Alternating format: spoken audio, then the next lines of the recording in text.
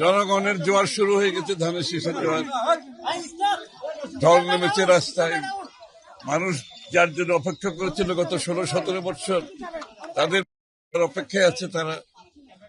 এবং সবচেয়ে জনপ্রিয় দল তারা আজকে পাশে দাঁড়িয়েছে, কারণ বিএনপি তাদের পাশে ছিল গত 17 বছর। রাস্তায় ছিল, আন্দোলনে ছিল, জেলে ছিল, গুম হয়েছে, খুন হয়েছে, মৃত্যুবরণ করেছে। যে গত 17 বছরে যে ত্যাগ,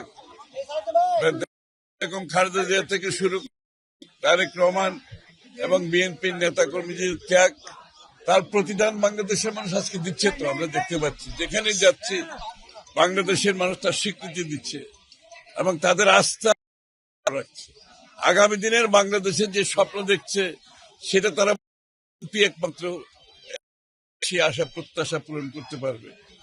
এবং বিএনপির জনগণের সাথে আস্থার যে রাজনীতি, সেটা আবার গণতন্ত্রের দিকে আমরা যাচ্ছি সবাই মিলে। বাংলাদেশে গণতান্ত্রিক ফিরিয়ে আনার জন্য বিএনপি আর গণতন্ত্রকে তো আলাদা করা যাবে না, দুইটা। সুতরাং গণতন্ত্র আমাদেরকে জয়ী হতে হবে। বাংলাদেশ গড়ার জন্য যে নতুন বাংলাদেশের প্রত্যাশা মানুষের, সেটা পূরণে বিএনপির উপর জনগণ আস্থা রাখছে।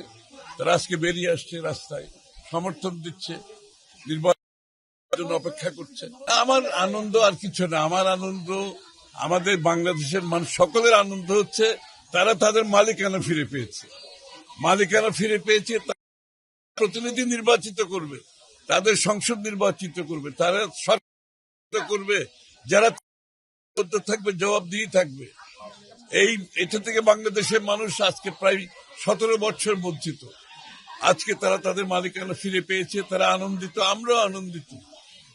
তারা, আমরা ভোট চাইছি, তারা ভোট দেওয়ার জন্য অপেক্ষা করছে।